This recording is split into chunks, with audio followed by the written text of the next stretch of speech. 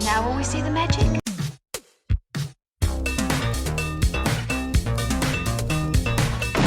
All right, where's Murray? Okay, who is it? This is Jesus, kid.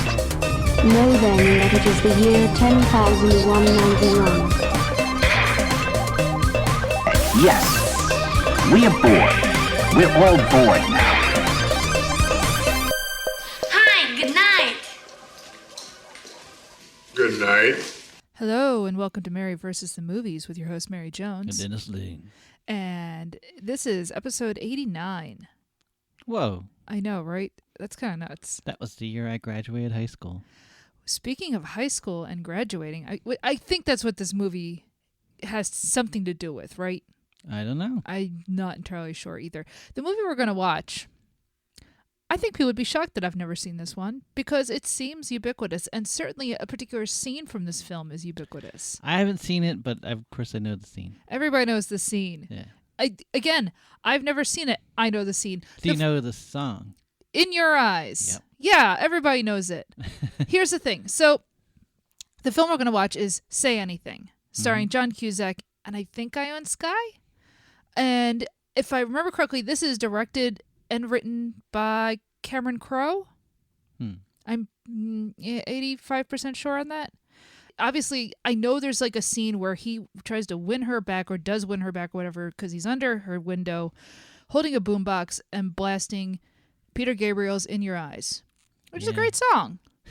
Not Shock the Monkey. Not Biko. No. You know, nothing from Lamb Lies Down on Broadway. You know, no. Not the Passion soundtrack.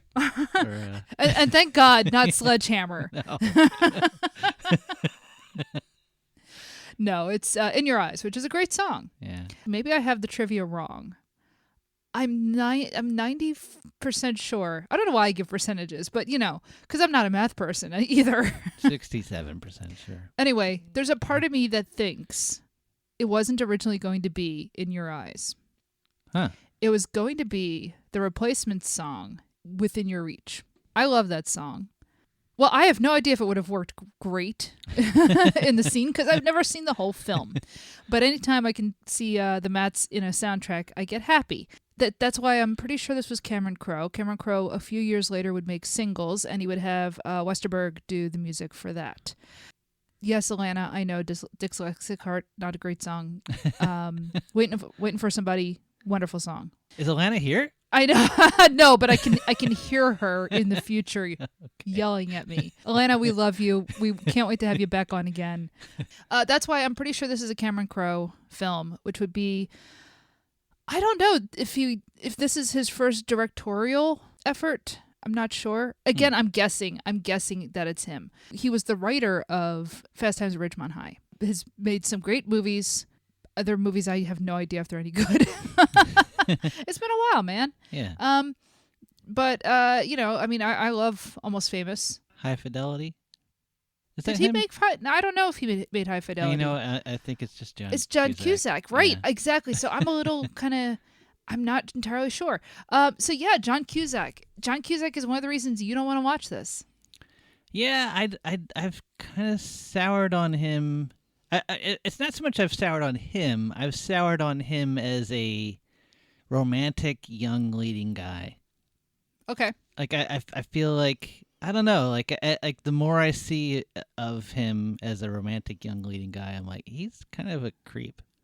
You know what? It's interesting you say that because I am kind of aware there was an essay, and I'm pretty sure it may have been by Sam Adams, who is a film critic. And a beer. And Sorry. He's a film critic.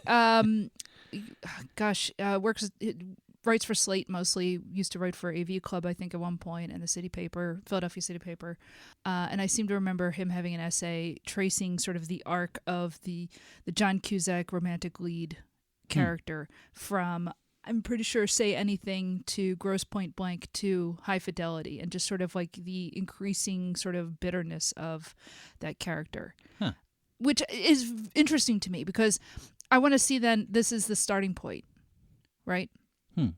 I've seen a fair number of John Cusack films, and I was for a couple of years really into High Fidelity. Like, I watched it a lot, and I don't think that says anything good about me.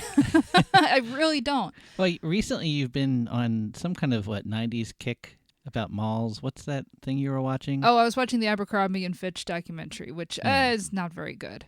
Well, look, I'm hitting middle age. You know, I'm running into like 90s fashions have had like kind of a comeback. So yeah, I've got the 90s on the brain. And High Fidelity just seems to be capturing a snapshot of one particular moment. Well, of it the came 90s. 90s. Yeah, I guess it's like came out like 99 or something like that. Maybe 2000. I just know I was in college at the time. Yeah. And somebody who hung around record stores a lot, obviously. And I was reading a lot of Nick Hornby at the time, so I had read the book and then saw the film, and I also read about a boy and all that stuff.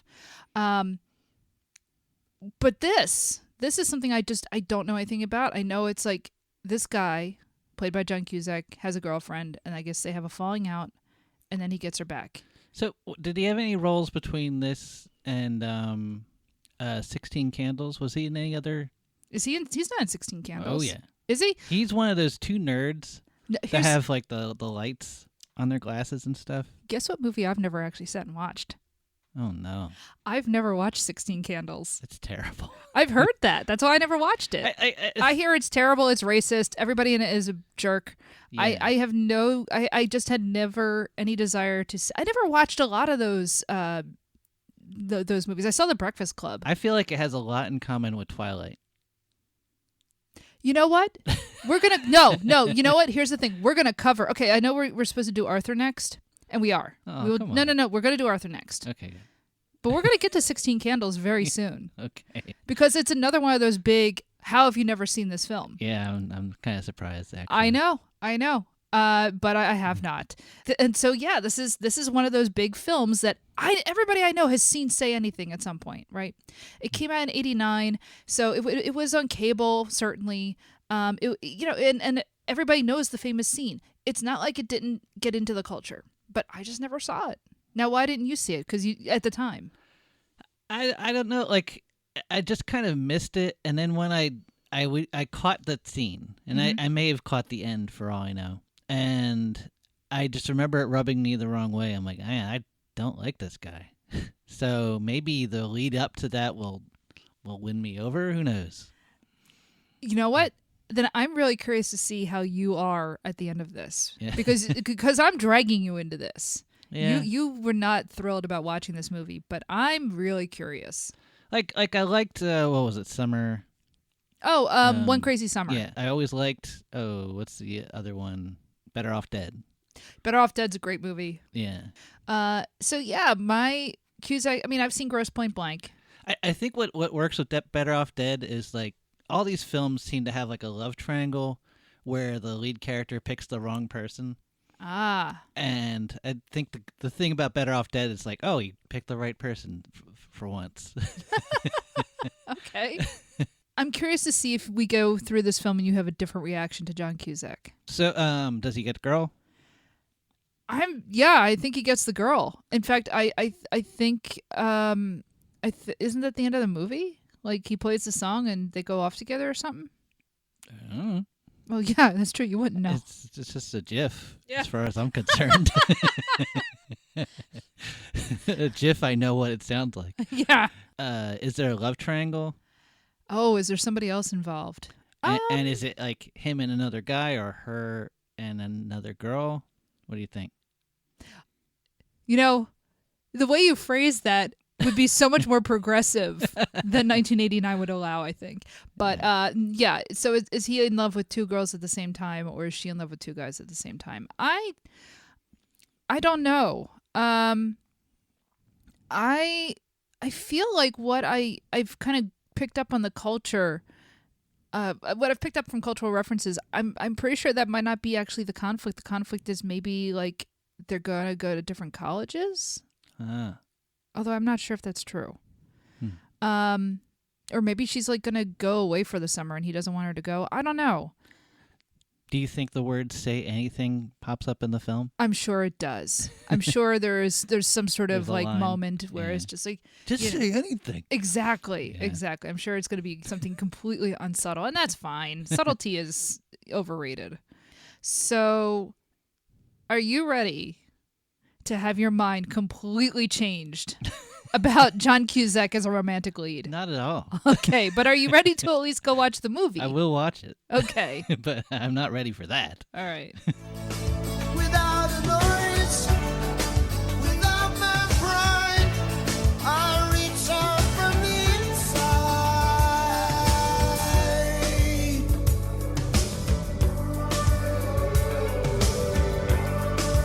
In your eyes, the light, the heat, I am complete. See the doorway, the thousand churches. This is the very first time I think that we have watched a film and then I sit there and say, wait a minute, let me go and restart that again. Because this movie is not what I expected at all. Okay, so I was right about a couple things. One, yes, Cameron Crowe.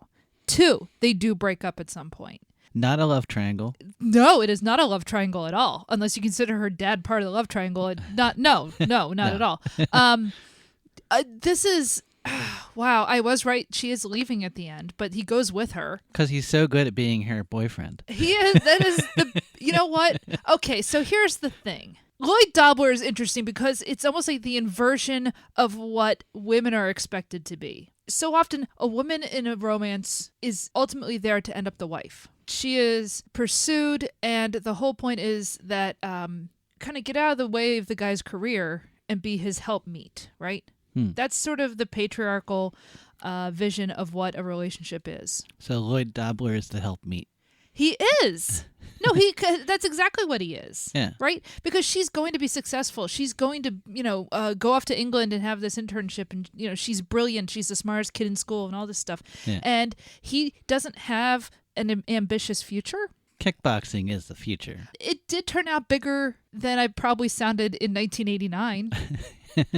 So, yeah, we watched this film.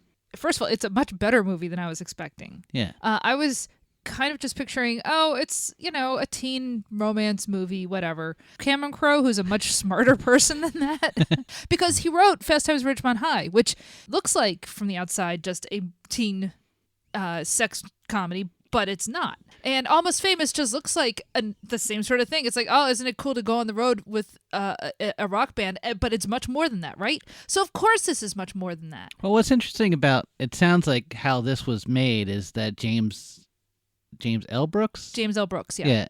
This sounds like it was made in a way where he's like, okay, Cameron, just do your thing. James L. Brooks was on quite the tear at this time. Yeah. This is the same era as like broadcast news and things like that. And this is just as The Simpsons has started too. It's funny, I always think of Say Anything as an older film, and it's not. It's really not. I didn't see, did it say Gracie Films for this? It does, but it's a Okay. different logo than what you're used to.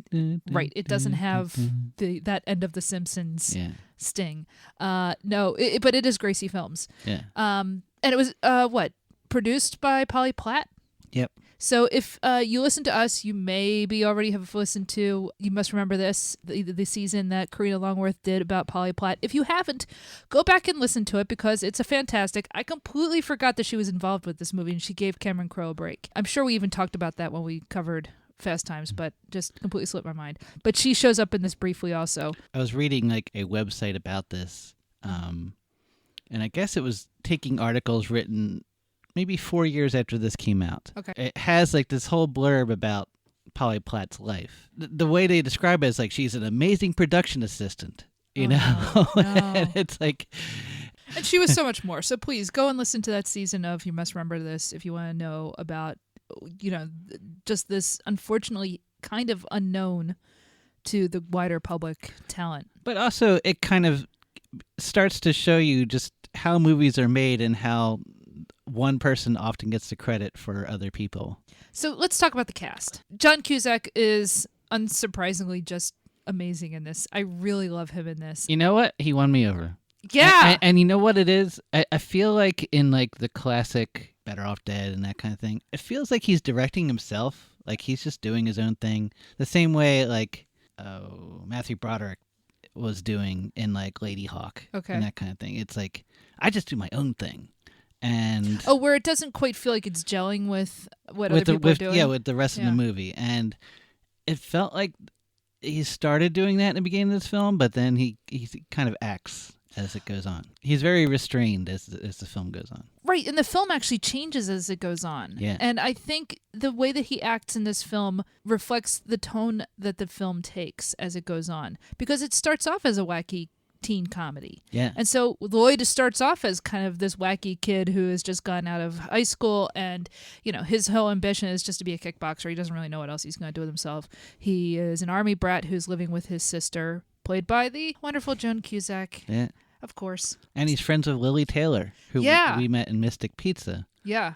And she's related to who? She's... Oh, what, in real life? Yeah, she's another, like, a whole bunch of these people are all, like... Oh, everybody in this is related to somebody else. Yeah. Yeah. I don't remember who Lily Taylor is related to. Although Polly Platt is playing her mother in this. Yeah. Very briefly. And who else is in this? Part of the idea is John Cusack has these 3 girls that he always hangs out with who are, like, his best friends. They're almost like his little Greek chorus. Yeah. And one is Lily Taylor. She's great. As we said, she's in Mr. Pizza. She's in a lot of stuff.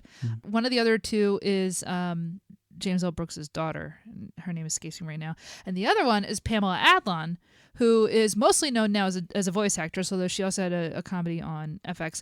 But Bobby Hill and a million other voices on cartoons. From Bobby Hill, King of the Hill. Oh, her. Yeah. Pamela Adlon does a lot of voices. She's very funny. So those are the 3 friends that he hangs out with. And I find it interesting. There is this whole through line, as I said, which is rejecting a sort of macho posturing. Like the character of Lloyd is very consciously going against that, so that he does have guys who are friends. Like one of which is, of course, Jeremy Piven, who... I mean, was he born like 45 years old? What's the opposite of never like a baby face? He's never looked young. It's very strange. He looks like a Benjamin Button or something. Maybe he'll turn into a baby as he gets older. Well, I mean, he suddenly has hair. Yeah. Not suddenly, but so Jeremy Piven, of course, shows up. Like a lot of these actors are all people who came out of Steppenwolf, actually, or somehow connected to like the Chicago theater scene. So like the Cusacks come out of there, and actually Lily Taylor, I think you brought her up. She comes out of that, and Jeremy Piven's parents apparently were like involved in Chicago theater scene. So Jeremy Piven is a nepo baby apparently, or a nepo old man who happened to be born a child or something. I don't know. Like I still can't. Like he just has never looked young. It's very strange. Yeah, I guess this whole movie is just a nepo movie. I'm fine with that because it's good. It's like the Strokes of movies. But I'm okay with it because it's a good movie. It is. Okay, but and we didn't even get to John Mahoney as the father. Fantastic. Oh my God, he's so good in this. And again, like I said, so we started the movie, watched it, and I went back to the beginning because honestly, I only restarted because I started looking through the IMDb trivia, and I'm just kind of like, oh wait, I missed that. So once you've watched the film, go back and rewatch Mahoney's performance, and it's really interesting. This movie starts off as these 2 kids who just get out of high school decide to start dating, and she's going to go off to England and basically start a very successful life. And what do we do about our relationship? And then there's a turn about 2/3 of the way through. And it's not that it hasn't already started, but everything kind of comes together at 2/3 of the way through, where her father, John Mahoney, is being investigated by the IRS. And it's kind of played in the background. It happens right on their second date when he meets him. Right. It's like this terrible date, like where, he has to be grilled by her dad. Yeah, where Lloyd has to be grilled by her dad. It's not like the film has it come out of nowhere, but it's something that's kind of simmering along in the background until you get almost to the end of the film, and all of a sudden the noose is tightening around this guy. His credit cards are starting to get rejected. The money just all of a sudden isn't really there. you find out towards the end of this movie, yeah, no, he's not only guilty, he's incredibly guilty. Yeah. He's been defrauding the government and Medicare, but also he's been stealing from all the people in the nursing home. You know, he is a criminal. He is a thief, and he's been doing these horrible things, but his whole thing is just like, well, but I'm doing it for you. And he never admits it. Like he can't admit that he did anything wrong. Yeah. The whole time, like, he's acting like the perfect dad, and no, but that's the thing. It's not the perfect dad. And I'm getting to, and that's what I'm getting at. So you get to the end of the film, and everything has finally come out, and everything's fallen apart. And you go back to the beginning of the film, as we did, and purely by coincidence, and you watch his performance, and everything he does is he's a little too enthusiastic about everything. And he's a little too perfect, and he's a little too encouraging, and he's a little too, like, trying to push her to go to England and break up with Lloyd. It's not just that he's controlling, but there's just a little too much. And it's a little too keyed up. Yeah. And as I was watching this, it's one of these things where at first I'm just like, oh, hey, it's John Mahoney. Like, I mean, I love Frasier, right? But I've seen him in many other things, of course. I mean, we saw him in Moonstruck. We saw him in Moonstruck. He's in Barton Fink. He's in a lot of things, and he's great. And in this, he's just there's something a little off about him the whole time, where he's just a little too intense. But you don't really know what it is, and nothing quite clicks at first. And on top of it, his hair is dyed really dark through most of the film, and it looks really bad. It looks really fake, and not just because I know what John Mahoney looks like at this time period, and he doesn't have dark hair at all. He's too old, and I've seen him in other things already. And then you finally get to the end of the movie, and he's in jail, and the hair is gray, and his demeanor has changed, and he's much more authentic in the way that he's angry. Yeah. And the way that he's talking to Lloyd, and the way that he's just like furious and hates that this kid is back with his daughter. And then you go back to the beginning of the movie, and you suddenly realize, oh, this is what's actually happening. This is why he's keyed up to 11 the whole time. This is why, like, there's something wrong about the way he is, even though you can't put a finger on it, is because he's leading for 17 years. He's been defrauding people and he lives in this huge house, and he's sending his daughter off to, like, the best schools and all this stuff. And all of a sudden, it all clicks the second time you're watching this. What his performance is. It's an amazing performance because it's something where you don't really understand it until you've watched it once all the way through. It's fantastic. It really is. Yeah. But it's a weird tone, the way that the film shifts. It's not weird, but it's unexpected the first time you watch it, to go from what starts off as like this carefree sort of, you know, I'm going to date the prettiest, smartest girl in school now that we're both out of school, to, oh my God, her life is falling apart. The money's been confiscated. There's no home. The home gets put up for sale. We don't even see it happen. We just know that it happens because he goes off to jail, and we have the end of the film is these two lawyers talking about, like, okay, he's gonna, you know, give up $150,000 and be in jail for a year, and we're gonna sell off the house. Yeah. And that's all just sort of talked about and then done off screen. So at the very, very end of the film, she's just living with Lloyd and Lloyd's sister. This film takes such a crazy turn that I was not expecting. Emotionally, it just works. I don't know, like, it's such such a journey that we go on, and I don't know if it's realistic in the terms of like the time, like the way it's all timed out. Except that, you know, the IRS says, like, look, we've been investigating this guy for 5 years, and he has told you nothing. Imagine being that daughter and suddenly realizing, oh my God, my entire life has been a lie. Yeah. Like, nobody has explained to me what is actually happening to me. And even more because, like, they are extremely sharing. Like, yeah, like, just, but see, that's the thing. Her father's well, she's very sharing. Yeah. Her father's constantly saying, you can say anything to me. Yeah, like they actually say the title of the film, and the title should have been gone up on the screen at that moment. But what gets me is, and this is where Cameron Crowe's kind of interesting, is that you would expect in a romantic film that the title, if it was ever said, is going to be said by him to her, right, or her to him, by Lloyd to Diane or Diane to Lloyd. Right. You're expecting it to be between the couple, and not from the father to the daughter. Yeah. And the fact that it's from the father to the daughter saying, you can tell me anything, you can say anything to me, and it's going to be okay. And he's so manipulative. He is a villain, right? Yeah. And he has controlled this girl, and we realize she doesn't have friends, she has her father. She is so scared and uncomfortable her whole life. She gives the speech at the beginning, like her valedictorian speech at the beginning is basically like, I'm terrified of the future, and I don't want to go on. Yeah.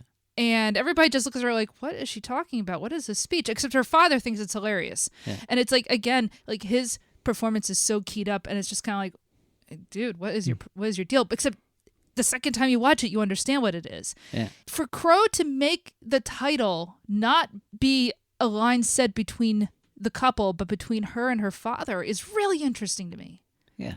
It is really unexpected. And so this film is not just a teen romance, okay? This is a film about becoming an adult in a way that is not about losing your virginity, and it's not about going off to college. It's about suddenly realizing, oh, childhood is done. And I've got to figure out what else the rest of my life is going to be. Really incredible film. So we haven't talked about the party. No, we haven't even talked about. Like I know I jumped from the very end to the very beginning to the end. I'm jumping back and forth because of the way that we kind of consumed the film, and because of John Mahoney's character, like that's his arc. And it really is like this movie is like two movies. And it's kind of shocking just how much a part of the film he becomes. Yeah, because you expect him to just be like, oh, he's the he's the guy, he's the father saying no, and we have to fight against him so we can have true love. That's what you think the movie is going to be, and then suddenly like, whoa, wait, this is well, heavier. you know what this is. This is not a John Hughes film. Exactly. Yeah. This is not a John Hughes film. Yeah. So it Cameron Crowe is a better filmmaker. Or was, I don't know. I haven't seen any of his films lately. But at least up through Almost Famous, Yeah. He's a far better filmmaker and a more interesting writer than John Hughes. Mm-hmm. And I realize that John Hughes' films more successful probably. Although it's weird that I've never seen this because everybody else has seen it apparently. At least of the teenage films. I actually think Planes, Trains, and Automobiles is the best thing Hughes ever made and a much richer film. Don't get me wrong. I don't hate John Hughes films. Oh, you haven't seen 16 Candles yet. That is true. That is true. Don't worry. Yeah. Don't make that a blanket statement. Dave. I know enough for at least one reason to hate 16 Candles. Okay. Yeah. So this film is set in Seattle, like between the suburbs and in the city. Although, like, I think all of the suburban stuff was actually shot in like Hollywood or something, and it certainly looks more sunnier and more like California. But a lot of street scenes are shot in Seattle. Yeah, and in fact, a lot of the early shots reminded me of Valley Girl. Yeah, like the whole early part of the film had like kind of a Valley Girl, a little bit of Fast Times. Yeah, I think. Definitely, it does feel closer to those sorts of movies, at least in the first half of the film. Yeah. And certainly the look is a bit brighter. You occasionally get some of those, what you expect of Seattle gray skies and everything, but not a whole lot of it. The soundtrack is very Seattle. You know, everybody remembers, or at least I remember the singles soundtrack coming out and that being a very big deal because, at the time I was like, oh, it's capitalizing on how Seattle's kind of breaking through. But this is actually before all of that. I'm kind of curious as to, does anyone consider Cameron Crowe as having a hand in breaking the Seattle scene? Because the soundtrack for this movie, has a couple of Soundgarden songs and Mother Love Bone. Oh, I didn't see that. Oh yeah, if you go and look, I mean, it's a surprisingly good soundtrack. I mean, I shouldn't say surprisingly. I mean, Cameron Crowe, the guy knows music. So his wife Nancy Wilson, ex-wife at this point, was like the music supervisor. I think they're both in it at some point. They are. Yeah. They are. I guess walking outside of the mall as Lloyd drives by. When he's talking about, there was our first, mistake of a date or whatever, which is something that we don't actually see in the film. I wonder if there's like a cut scene. But so the music was all supervised by Nancy Wilson of Heart. And so you have like Soundgarden has a couple of songs on here. You have Mother Love Bone, which was a band that later became like Pearl Jam. In fact, supposedly Stone Gossard is in this movie as a cab driver, but I have no idea where. I missed that entirely. What else is the soundtrack? Like Red Hot Chili Peppers show up, and this is pretty early Red Hot Chili Peppers. And Fishbone was supposed to be in it? No, I think they are in that. Oh, okay. Yeah, in fact, I remember hearing them, I guess maybe when they're doing the kickboxing and stuff. Okay. I feel like I heard Fishbone a couple of times. I feel like there's a Cheap Trick song in here somewhere. Obviously, there is In Your Eyes. And now I've finally seen that scene, and I actually have context for it. And it's a much like sadder scene than I was expecting, and it does not have I assumed that there was like this immediate like Romeo and Juliet payoff moment, and it's not that at all. So imagine you're me, and you're flipping channels. You get to Prism, and you turn on that scene. It's like, oh, it's that scene everybody talks about. And that's all I see. I don't know any build up to this or anything. Man. So So you didn't see the earlier scene where they finally have sex with each other to no, that I didn't song. see that at all. No, Which is I had no idea. which is a great scene. Like there's like incredible chemistry right in that moment. We'll get to that. So I finally saw that. But then, I brought up Within Your Reach in the pre-show. And I was just like, yeah, I heard he wanted to use that, and they could, like, I don't know if that part's actually true, but that song is in this movie. Yeah. And it's in it twice, actually. One, you can just barely hear it, and it's a scene where Lloyd is hanging out with his friends. Yeah, and you sat up bolt upright on the couch as soon as you heard it, like the tiniest snippet of it. Yeah, well, what do you want, man?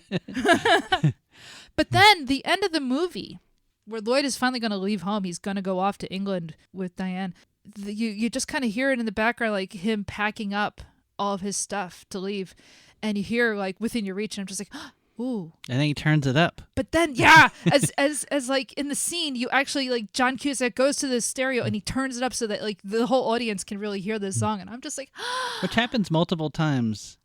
There's a lot of diegetic music in this. There is. And it's interesting how it's done. There's this scene in the car where he's playing a tape. But at first, it's played as if it's like that. This is just the theme music for the movie. But then it starts to, and then he plays with the tape, and so that was a kind of fun little. Yeah, I think because of Crowe's own relationship with music and starting off as a music journalist, I think the way that he wants to use music in a movie like this is.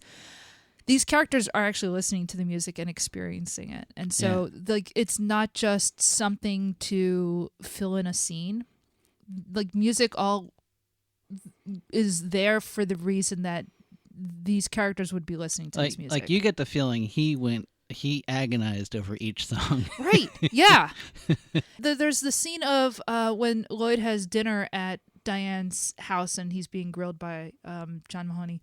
They have this amazing jukebox, right? Yeah. Wonder how he got that.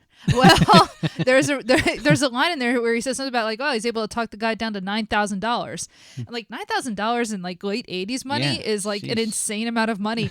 And that's like kind of should be your first tip off of just like, holy cow, what are we doing here? That's more than a Lord of the Rings pinball machine. Yeah, it actually is. So maybe we should buy one.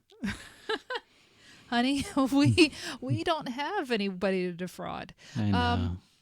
But so he has this whole jukebox, and they talk about the jukebox, and the music coming off of that is Dave Brubeck Quartet take 5. Yeah. And adult music. Adult music, like well, that's the thing. It's the I'm sophisticated music. Now I'm saying this as somebody who I mean it's a great song. I really do love Take 5, but it's also kind of like the. Yeah, I'm the sophisticated adult in the room, so this is what I'm going to play. This is a music to drink scotch to. It is. That's exactly what it is. So yeah, I mean, I think you're right. I'm sure he does agonize over all the pieces of music and where they go and why the characters are listening to. Father's listening to Steely Dan. Yes. Oh my God. Singing along. Holy cow, the choice that John Mahoney's character is listening to and singing along to Ricky Don't Lose That Number. Well, yeah, of course he's into Steely Dan. He is a scumbag. It is like the most apt choice. If he was going to listen to some kind of rock, it's going to be the sleaziest jazz rock you've ever heard. Yeah, it is going to be Steely Dan. It is a perfect choice for that character. I kind of liked it. Yeah, you would. Why aren't we richer then? I know. Sorry. Yeah, there is a line where when the IRS come up to kind of say, look, we're investigating you during the little dinner party. And there's this line that Mahoney's character has where he says, "Oh yeah, I live in a real palace, don't I?" As if to say, like, I don't have any money. We talk about it. And like, he does live in a palace. It's a huge house in the suburbs. It's, it's like Lloyd lives in a tiny apartment with his sister. Like he sleeps on milk crates. She's living in a mansion. Sorry, I'm just like, that struck me at the time as like, what a weird thing to say. You do live in a palace. What are you talking about? Well, then of course, like, because the script is actually very intelligent, it's just like, just wait till the end of the film. You'll understand. The current narrative is that Lloyd is a creepy stalker. I think those people are wrong. Now, look, I'm not saying like every choice he makes is right. I'm just saying take the character as he is on the screen. I just don't. Look, how are you supposed to meet people? You ask them out. Like, you introduce yourself. Like, I don't know. Like, there is this narrative of, it's creepy that he goes and, like, just calls her up on the phone and says, you should go out with me. We're like, well, how else are you supposed to go out with people? How did he get her number? I don't remember if the film tells us. Stalking.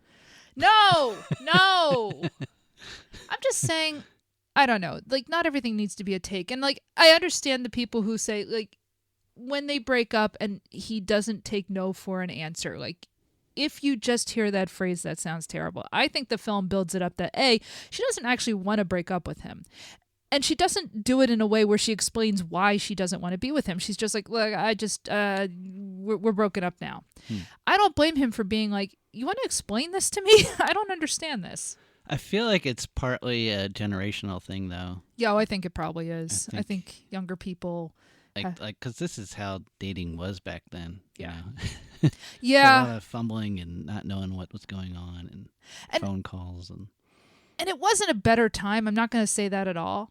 I think people are, part of this film is, if these kids could understand how to, like, talk to each other, if they had communication skills, maybe they wouldn't have broken up. Of course, when you're 18, you don't have communication skills. I mean, maybe kids today have better ones. I hope they do. I hope they have, like, less pain that they have to go through. But I just, look, humans are humans, so I don't think that magically, Gen Z is going to be perfect communicators. Like, that's just not going to happen. But, I mean, a lot of this film, a film called Say Anything, is about people not communicating and not saying anything. So, like, I just want to get out of the way. I don't think Lloyd is a terrible stalker. But what the hell? I'm like late Gen X, so maybe I'm, you can just write me off, cancel me. I don't care. I feel like some of his other characters might be. Look, that's fine. Yeah. I'm not talking about any other John Cusack movie. I'm just talking about this one. So he does end up asking her out in the beginning of the film, and they end up going to a graduation party. So this part feels like a typical teenage film. Yeah. Like everything up to this point feels like, okay, this is John Hughes, like kids say they're not going to do anything and then immediately drink and.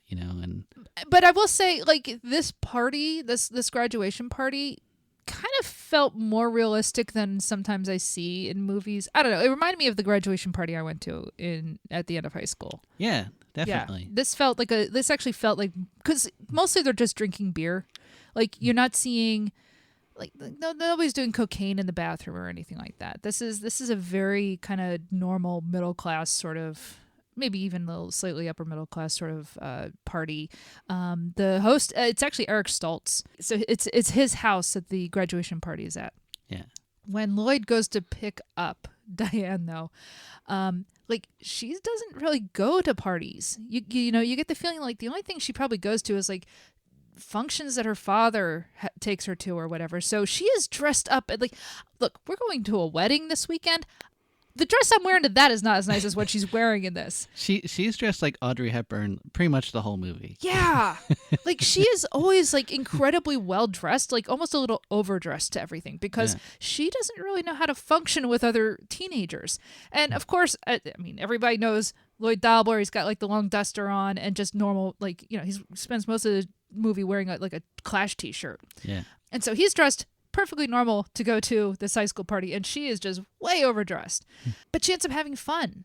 She's finally, like, with other young people, and they're just, and mostly what they're just doing is just, they're getting rowdy and wild and drinking beer, but, like, there's nothing, like, exaggerated really about it in the way that you often see, like, Hollywood show teenage party movies, especially of like, oh, it's the graduation party and everybody's going to go insane. Yeah. You know, like this is a more grounded film than that, which I really appreciated. They end up spending like the night out, but nothing actually happens between them. And so when she comes in, like her dad is actually kind of okay with, because he knew that she was going to be out all night. Yeah. But the fact that they kind of keep doing that through the summer and she is coming in later and later, he starts, I guess, realizing he's losing control of her.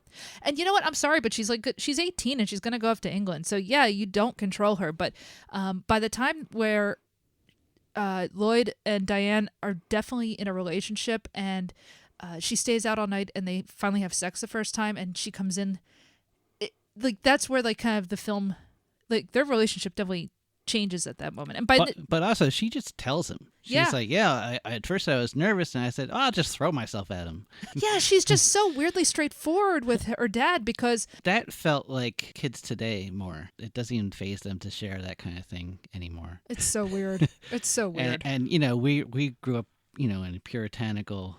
Oh my God! I mean, I have a devout Catholic mother, and like, I don't tell her anything now if I can help it. No, it's a different relationship, but it's also because of the rest of the circumstances around their relationship. It's not healthy in the way that I think other people are. It's not healthy because it's one-sided. Exactly. She's, you know, sharing everything with him. He's not actually sharing anything with her. Exactly. So.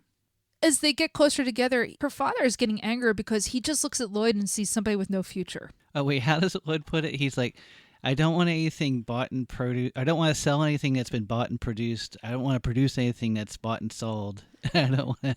Yeah, I don't want to buy anything that's been sold. Like, he has this whole line.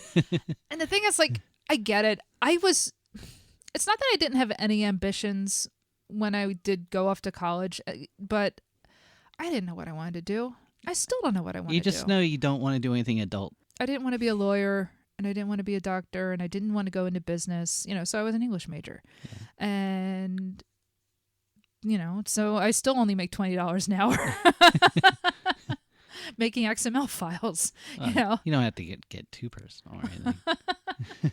Right, but I get where Lloyd's coming from. Like I didn't have any ambitions really. I mean, my ambition was to go off to college just because it felt safe. I was like, okay, it's more school. I understand school, but it's school where I get to be away from my parents and I can stay up all night and drink and have sex if I want to. So yeah, send me to college. I can write papers, and I did great in college. I was very good at college, and then I was terrible at grad school. You know what's funny about their relationship that I found really interesting? Who, Lloyd and Diane as it progresses. And what I find interesting about this film is we never have that moment where they have their first kiss. Like the first time we see them kiss is while he's teaching her how to drive stick. I thought that was the first kiss. I don't think it was. Are you sure? Yeah, I thought it was like, because it comes right after a scene where they say, we're going to be friends. Yeah, right, we're that's friends true. With possibilities. Yeah. You know, and then they're like, okay, shake on it. Like, you're like, all right, cool. Well, but so this is, okay, so that's interesting because when you watch it, like, then I'll put it this way. What I found interesting is then the rhythms of this film are unusual because normally you would build up to a scene where they have a first kiss. Right. It would have like this swelling music. It would have like them standing in an archway or something romantic. And in here, it's not that at all. It just sort of happens. She's teaching her to drive. The beats in this film are fascinating to me because it's not about, oh, this is like the big first kiss. Oh, this is like, the moments are played small enough that they feel more realistic, almost like, yeah, it's a romantic movie, but that's almost not the point. But it is a romantic movie. Oh, like, no, it's a very romantic movie. Like, but I feel like for them, like, the turning point is when they decide to be friends, but then he says, but, you know, with possibilities. Mm-hmm. And when they agree on that, it's like, it's just saying possibilities is like, oh, we both know what we want now. Yeah. It's like acknowledging something, and everything just kind of flows out of that. It's like, okay, we can pretend for a few more hours. It doesn't like build up to the first kiss in a typical way. I also found it interesting it doesn't build up to the first time they sleep together because we only get 30 seconds of it. And the emphasis is not just on, oh, this is the first time like we're having sex, and I guess presumably they're both losing their virginity. What I found interesting was just like the way that scene is played, where Lloyd is like just shaking. She's actually in control of the situation. I really liked it. Mm-hmm. There's something actually kind of natural about the way, especially that like John Cusack is playing it. I don't know, like there's just something where it like the emphasis on that moment is not on like the sex in and of itself. It's actually on like the moment that's being shared between them. Yeah. And you have In Your Eyes playing in the background. It's like playing on the car stereo because they're in a car along the beach. Not unlike the way that the sex scenes in Fast Times didn't feel prurient even when they had like full on nudity. Yeah. This also just feels like you actually don't even see any skin, to be honest. But this felt so like emotionally intimate and realistic in a way that, I don't know, it like almost idealized, but without being Hollywood idealized, like Right. emotionally idealistic. I think if I had seen this when I was like 16, it would have blown my mind. This would have been like the most amazing scene. And even like now as a very like a fairly jaded, woman in her 40s. So what ends up happening is her father is falling apart because, as we said, the noose is tightening and the IRS is going to arrest him. And he convinces Diane to break up with Lloyd because he has no future. She's going to go off to England. And why are you wasting your time with this guy? And he does it in this terrible passive-aggressive way and kind of convinces her that this is her decision. What all do you think is his problem with Lloyd? He doesn't want to lose control of her. He's actually a really controlling father. Do you think it's also her just going off to England hides his guilt? It justifies his guilt. I think part of it is he's afraid that if she gets involved with Lloyd, she's not going to want to go off to England. I think he knows that he's going to get arrested. He knows that like he can't keep the grift going much longer. Yeah. 2, if she puts it off, she might never go. And so he's lost his justification for all of the theft. Yeah. He wants to break them up just so that he can justify his own life. His role in the movie becomes larger and larger as the movie goes on because he is the reason why it's not working. He's a villain. But it's not cartoonish or anything. No. Like it really does feel like just an over controlling dad. So they've broken up. He's talking to his Greek chorus of girls. And he, as you said, he says, I should just go hang out with just guys. I can't be around women. Which, I mean, I understand the reaction. Like, you've just been through this really miserable breakup that you don't understand why she's broken up with you. She has not made it, everything was going great, and then all of a sudden she's just like, nope, I need you out of my life. And you don't really understand what's going on. Yeah. And so we have this scene of him going to his guy friends who are hanging out outside of like a 7-Eleven or something.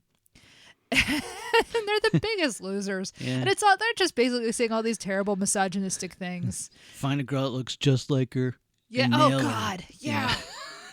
The best part is like the 12-year-old who's hanging out with them. He just, it's just so sad. Yeah. Like they're just complete. They would all be into like Andrew Tate videos or something now. It's awful. But of course, like Lloyd's whole thing is like, wait, if you guys are so successful with girls, why are you spending Saturday night with each other outside of 7-Eleven? What are you talking about? So his foray into the manosphere doesn't last very long, thankfully. No. He knows he needs to get her back, or at least he just needs her to know that he's still in love with her, even though she won't explain anything. I understand when people look at this sequence and they say he's a stalker, because he says some sort of line about like, well, this is my 8th and final phone call. Yeah. On the other hand, if you've ever been in the situation where somebody breaks up with you suddenly out of the blue. And I've had that happen to me a couple of times where I thought things were great, and then all of a sudden it's, I don't know, Valentine's Day, and we've gone out to dinner, and then the end of the night is like, yeah, I don't want to see you anymore.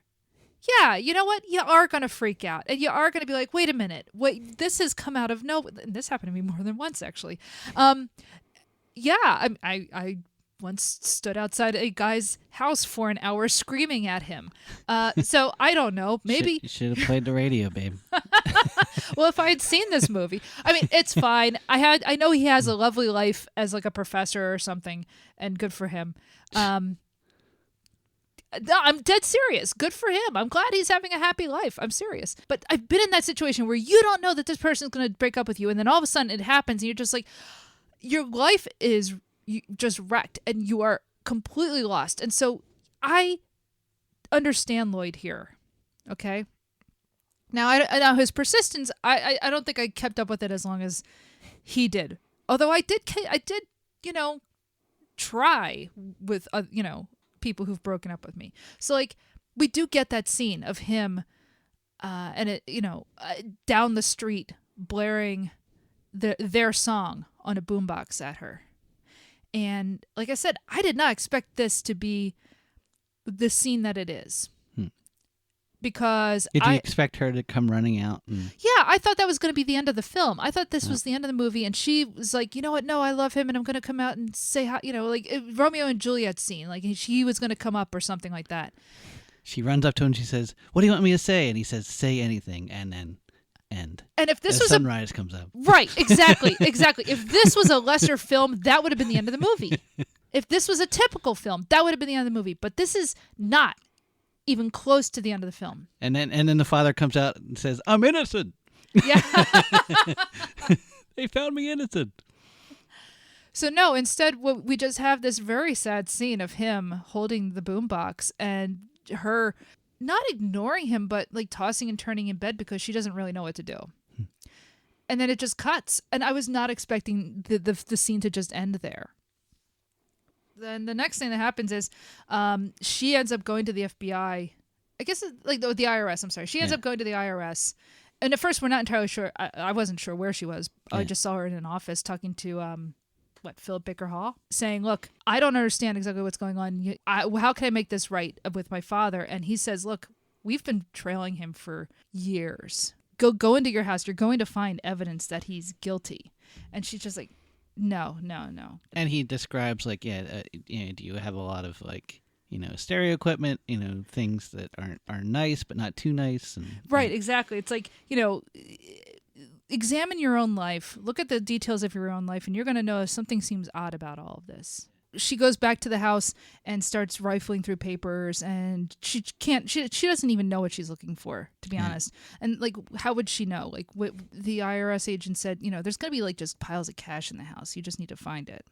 And that's the proof that something's wrong here. And she ends up opening up a fancy box, and it's just full of cash. And AJ looks at his computer and looks up the mob boss, the mob thing, and there's Tony Soprano. And that's exactly what I thought of and that's when everything kind of clicked in my head that oh my God, she's basically Meadow Soprano. Yeah. She's about the same age where she kind of realized the scales fall from her eyes when the episode College. It's the 6th episode of the first season where she just kind of confronts oh, but unlike Meadow, she's oh no, I have to tell my dad, I get what's going on, and this, I can't stand this. And granted, there's a difference between, stealing from pensioners and killing people.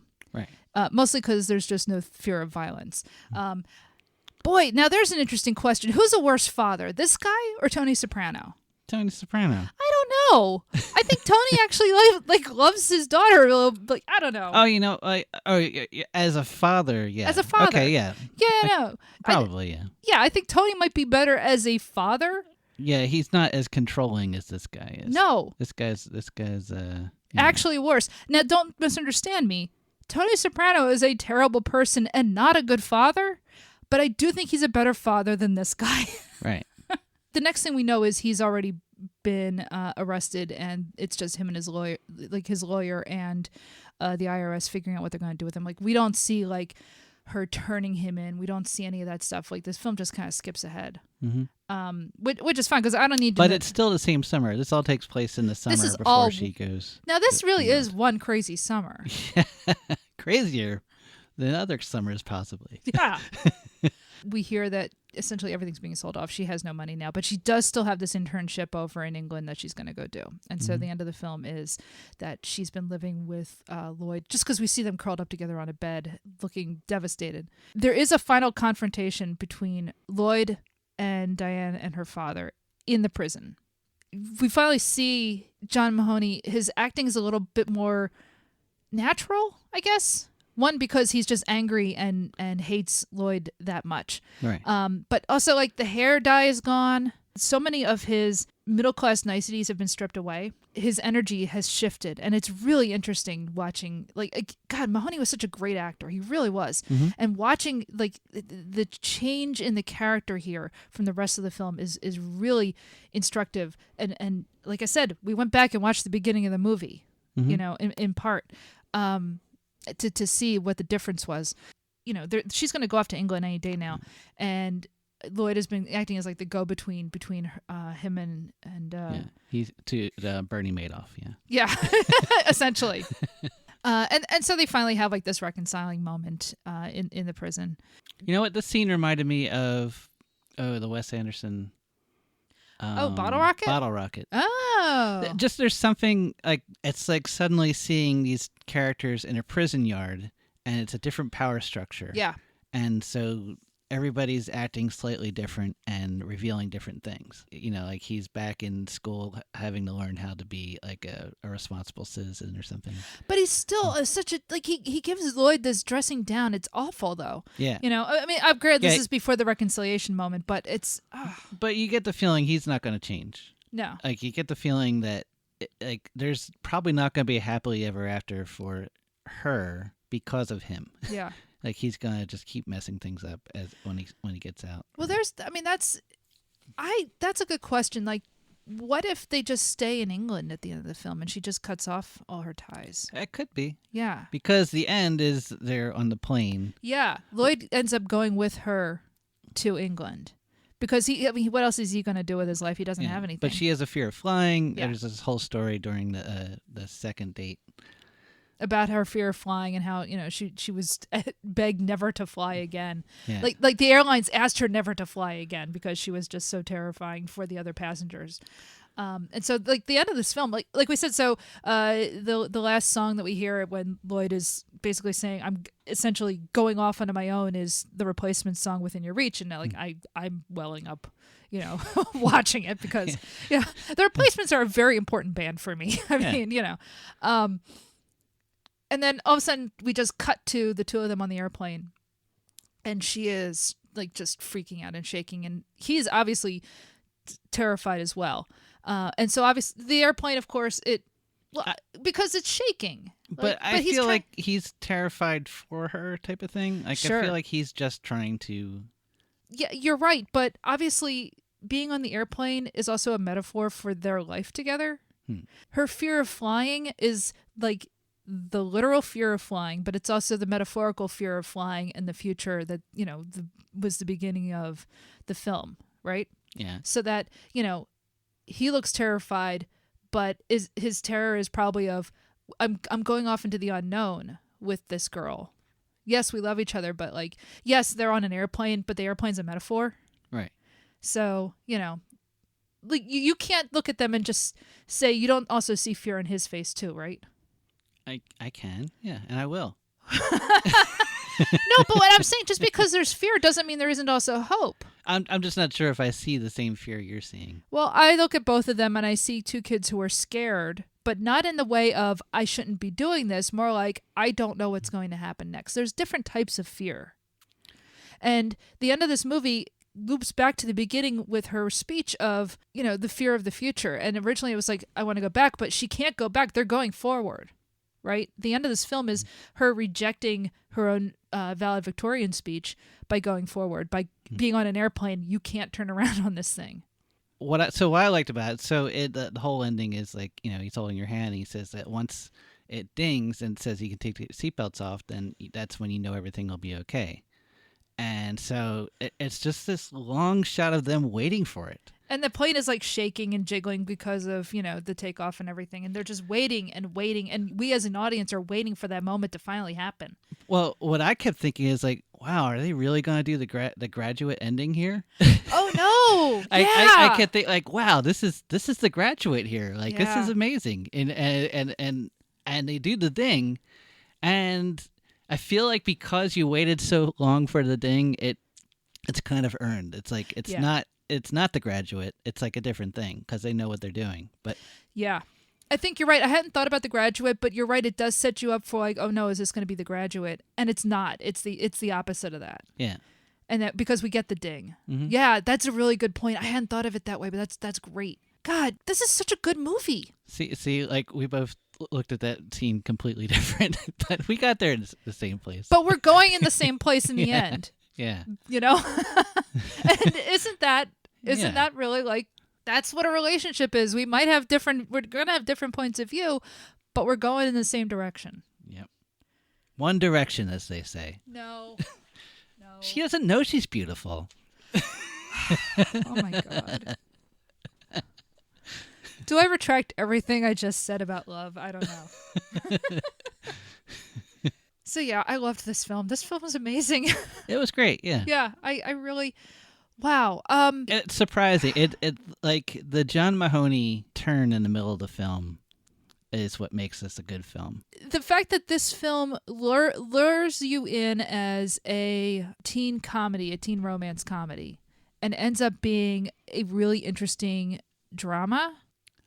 It's a much smarter film than the movies it gets grouped with, I think.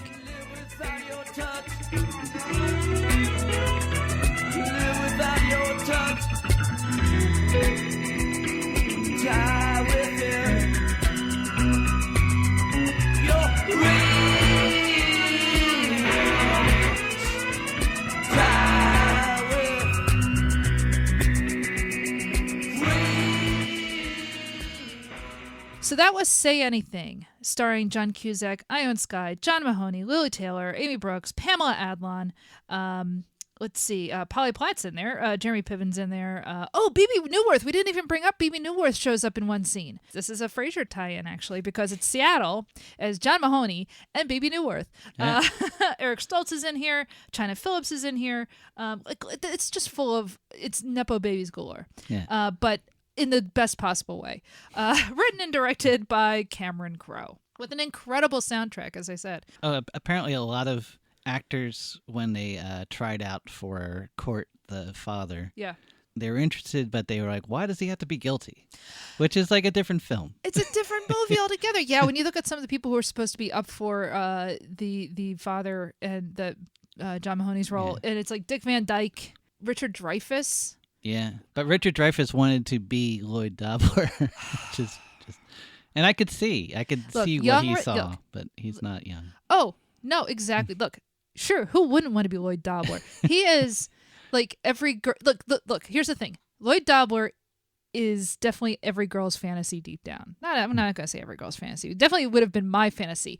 It's probably good that I didn't see this movie when I was young because I would have been so fixated and angry on finding a Lloyd that like, I'm serious. I'm watching this movie. I'm just like, oh wow. I feel like this movie was probably made for me, and it might be better that I didn't see it because I think I would have gotten obsessed with this film, like unhealthily obsessed with this film.